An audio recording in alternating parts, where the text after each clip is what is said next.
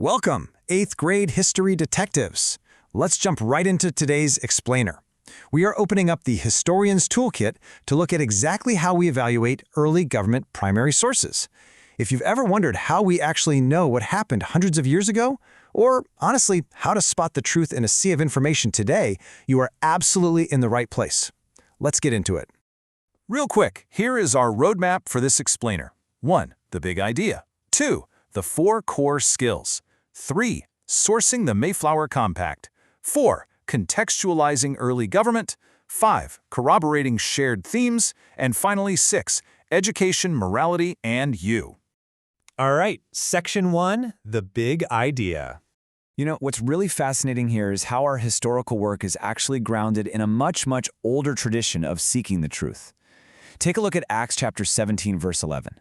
It talks about the Berean Jews, saying they were of more noble character because they examined the scriptures every day to see if what Paul said was true. I mean, the Bereans are literally the ultimate model for careful inquiry. They didn't just take things at face value. No way. They checked their sources and they compared the evidence. So checking sources and seeking the truth isn't just some boring academic exercise. It's actually a clear biblical mandate.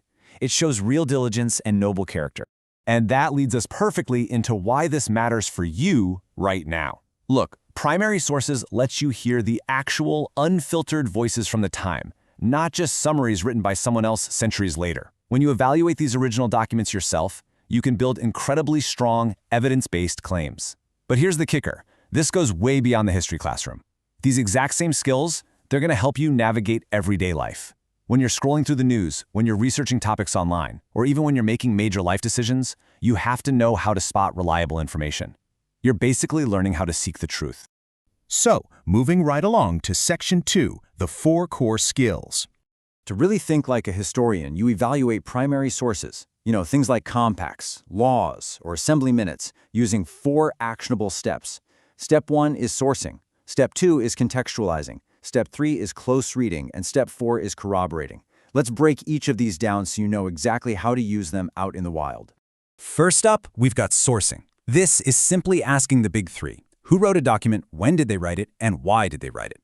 See, the absolutely crucial thing to remember is that primary sources are almost never entirely neutral. They reflect the values, the biases, and the specific problems of their exact moment in time. Authors always have a goal in mind. By figuring out the audience and the author's underlying purpose, we can understand the true angle of the document. Next is contextualizing. Now this means asking what was going on at the exact time the document was created. You really have to put yourself in their shoes. What pressures existed? Were there literal storms raging outside? Were they a massive distance away from England? Were there local disputes happening? Context explains exactly why a document exists in the first place, because, people often had to create rules very quickly in response to whatever environment they were in. Our final 2 tools kind of go hand in hand, close reading and corroborating. Close reading means slowing down. It's asking what the text actually says on the page, looking really closely at key phrases like just and equal laws. Then we have corroborating, which is when we ask, do other sources agree? This is like a giant puzzle where you look for patterns across multiple documents. If 3 totally different documents from the same time period all emphasize the need for regular elections, boom, you can build a rock-solid argument that representative government was a heavily shared value. Let's put this into practice. Section 3, sourcing the Mayflower Compact. I really want you to think about this question. Why was the Mayflower Compact signed aboard a ship in 1620 by adult male passengers? I mean, they haven't even gotten off the boat yet. What does this highly specific setting and timing suggest about their purpose? Why not just wait until they built a fort or a meeting house on land? Well, the answer reveals some incredible historical insight. They signed it on the ship to quickly establish order and legitimacy before they ever set foot on land. Think about it. They were arriving at a totally new place, far outside the normal jurisdiction of their English charter, and they knew for sure that without mutual agreement, chaos would just erupt. They needed authority based on an agreement for the common good. That is sourcing in action right there. The when and the where tell us exactly why they wrote it. Moving on to Section 4, contextualizing early government.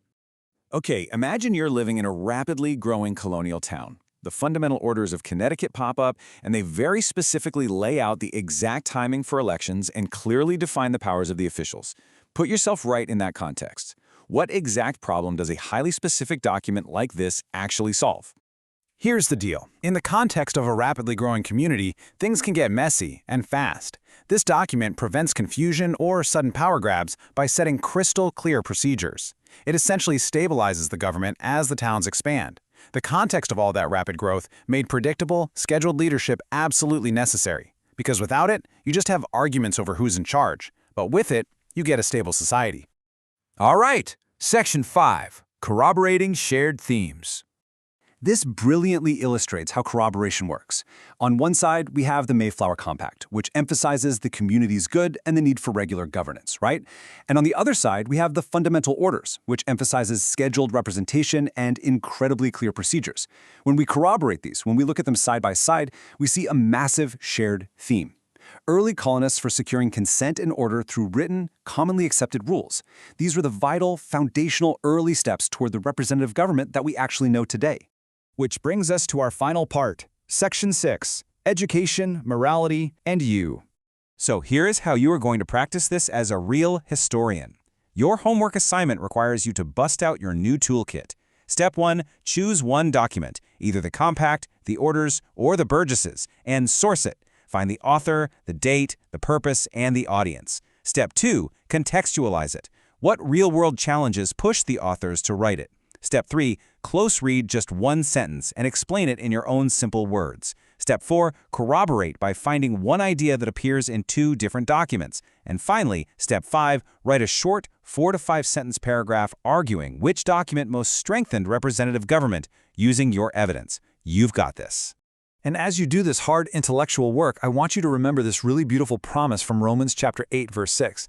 For to be carnally minded is death, but to be spiritually minded is life and peace. Engaging your mind in careful, truthful study isn't just about getting a good grade on an assignment. It's actually about maintaining a spiritually focused mind. And the promise attached to that kind of mindset, it's peace. Because just like those early colonists, good government, whether we're talking about a whole nation, your student council, or even just your sports team, depends entirely on truth, humility, and service. As you participate in your classrooms, your clubs, and your communities, practice these virtues. Listen fairly to others, speak honestly, and always choose actions that serve the common good. It's just like Micah 6:8 commands us, act justly and love mercy. The colonists learned how to govern through their everyday responsibilities, and you know what? So can you. Let's wrap things up with the core philosophy of the Heroes Smart Academy Godly Learners series. Education without morality will hurt. I want to leave you with this final, somewhat provocative thought. What is the point of being incredibly smart, learning all these fancy historians' tools, and being highly educated if you lack the morality that stops you from making choices that hurt other people? True education intertwines knowledge with biblical morality. Seek wisdom, value your neighbor, and use your newly trained voice to build communities marked by justice. Thank you so much for joining me in this Explainer History Detectives. Stay curious, stay focused, and I'll see you next time.